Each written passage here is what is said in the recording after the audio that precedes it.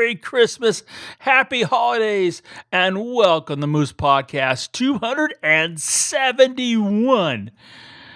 I really pray that you and all of yours are well and enjoying this season.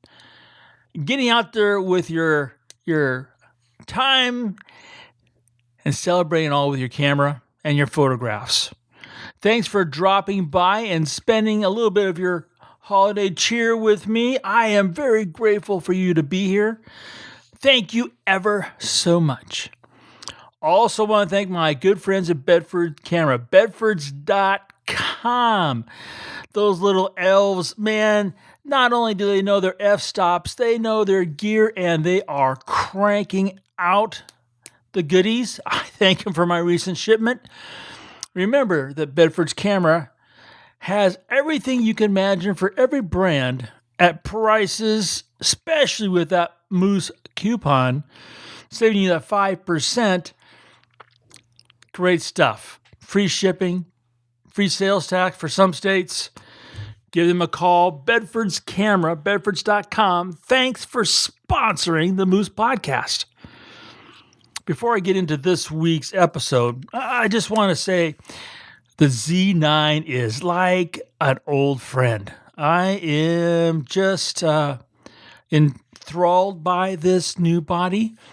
It, you read the specs and you kind of, at least I did when I opened the box, you wonder, is it going to be a new friend instantly, or is it going to take time? And I'm here to tell you, we were best buddies instantly. Amazing, amazing camera. I've got a lot more coming, but let me tell you, I love the Z9. It feels great, sounds great, and the very first images, wow.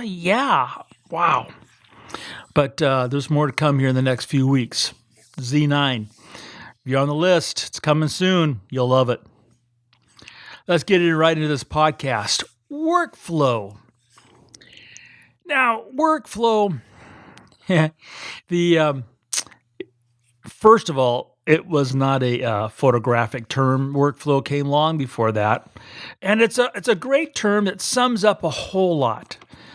Let me just start off by saying, for me, workflow, there's a greater purpose to workflow than just getting images from your camera to your hard drive where they will sit.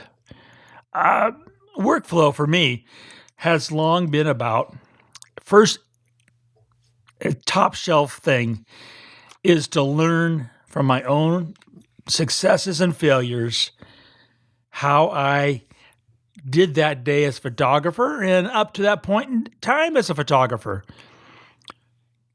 Now, workflow, I've got a post coming out later today that goes through all the nuts and bolts, lots of links. But let me verbalize the process in that workflow is a way of ensuring the safety of our kids when we take that photograph, that we always have them when we want them, those memories. In that process, a few things need to happen. Now, my goal is always to be out behind the camera and not the computer. The computer and me get along. That's not the issue. The computers do their job great for me, and I'm always grateful when they do that. But I want to be creating photographs and not so much refining or recreating them in the computer. I want to do it at the camera. That's where I want to be shooting and be all the time. So my workflow is in large part so I can get back out shooting again.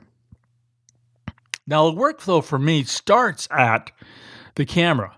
This is a really important concept.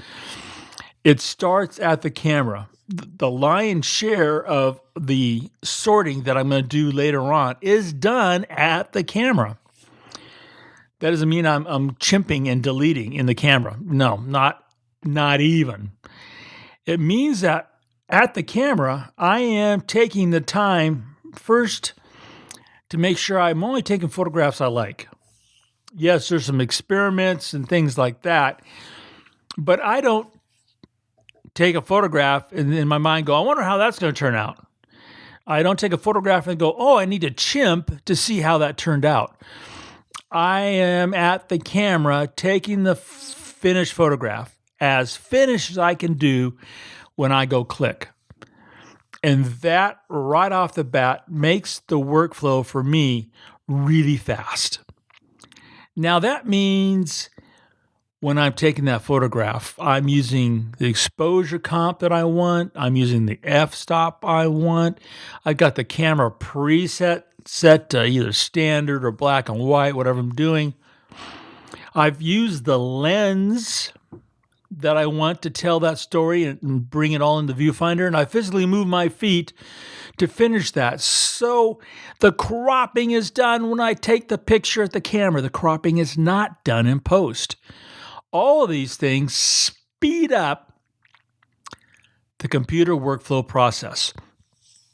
Now, that camera preset, in a nutshell, what it's doing is it is creating the instruction set that, in this case, PhotoMechanic and Adobe Camera Raw will use with that raw file to take that raw data and assemble it into the final photograph we see. That's really important. I'm going to say it one more time. The camera preset, the exposure compensation, and the white balance, all those things at the camera create the instruction set that the software uses, that when it adds that instruction set to the raw file, we see that photograph that we envision through the viewfinder. That's why I think it's so important to get it right in the camera. Now with that, I'm going to shoot. I'm going to click away. Depending what I'm doing, it could be a couple clicks. It could be multiple thousands of clicks. No matter. It doesn't scare me to shoot a lot or to know that I have that, you could say, chore to do. Because as the boys say, I just blast through that stuff, man. I'm just a beast at it. And I've been doing it for quite a while, and I have a very set system, which I'm sharing with you. So hopefully you can spend more time at the computer, at the camera rather than the computer. I don't want you at the computer. So I'm shooting on the up until a couple days ago on the Z6 II, now the Z9. Got the cards in there. So either I've got the ProGrade 1 terabytes or the Delkin 512 blacks. Both of them are CF Express cards. I go back to either my room or the office. Most of the time it's, of course, in a room in a lodge. I power up the old MacBook Pro. I plug in the Delkin reader, which I absolutely love that reader. It's small, light, super fast. I have Photoshop launched, and I have PhotoMechanic launched.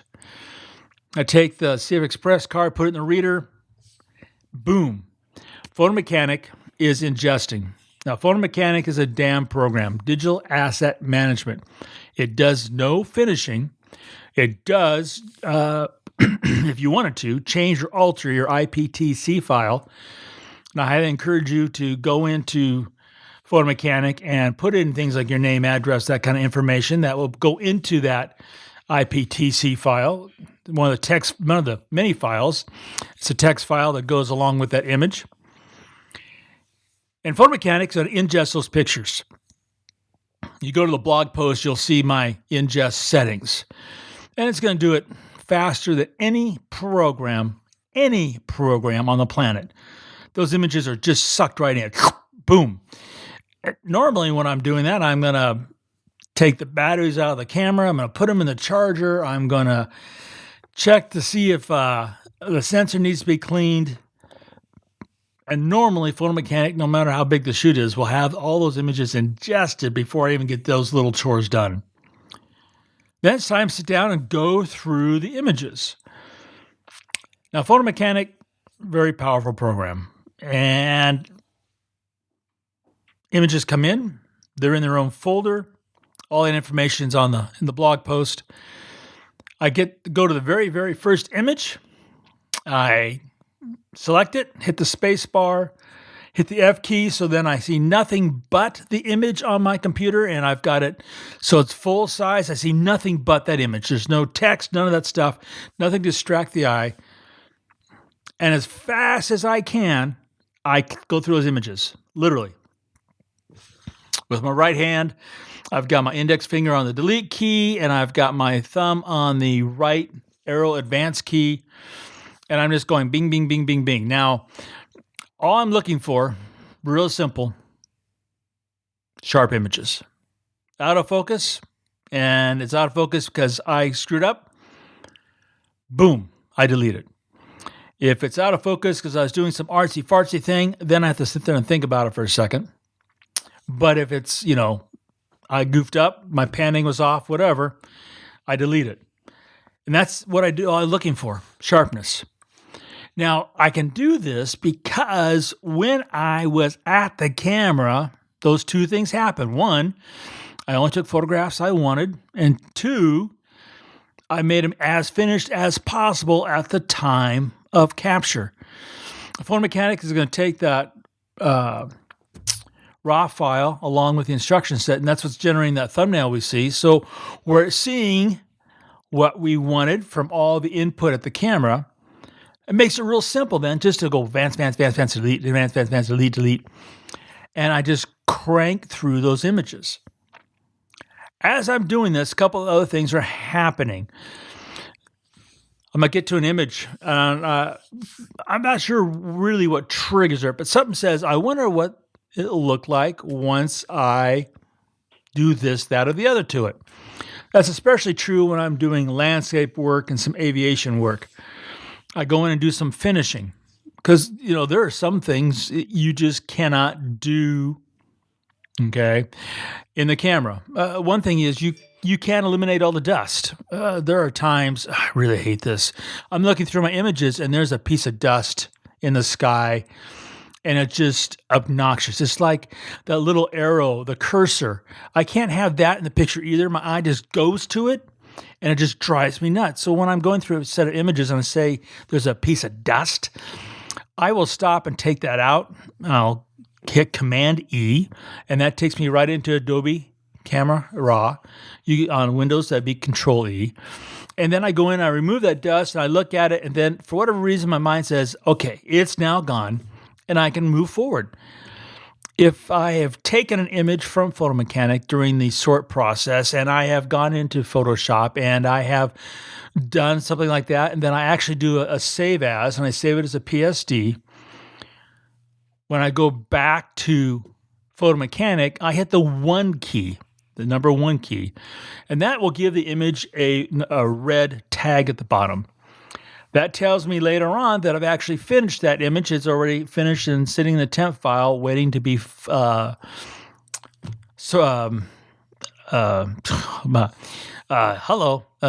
a hard drive. Boy, hope I don't do that when I'm doing my image sorting. That'd be really a bad hesitation. Anyway, so then I go back to sorting through my images.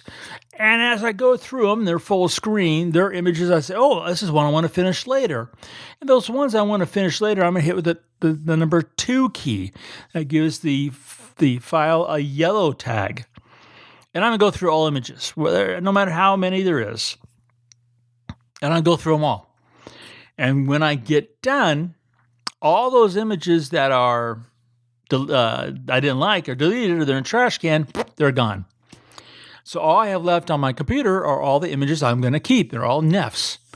At that point, I'm going to then take those images, Command A, if they're all one thing. If not, I'm going to individually start filing them into individual folders on the external drive. So at this point, they all are brought into the computer. They're on the computer drive. When I get done, they all will be off the computer onto I'm using a Samsung 4 terabyte SSD right now, really fast. And I literally file all those images in the correct folder. And as they are being filed, they're being given their own unique alphanumeric file name. Then they all go onto that drive. With that done, usually it's getting later in the evening. I'm going to plug in the second Samsung 4 terabyte drive. I'm going to go to Super Duper. It's an app. Click on it, and by the time my head hits the pillow, boom, I've got all the images sorted, filed, in their folders, tagged, renamed, and backed up, no matter how many images.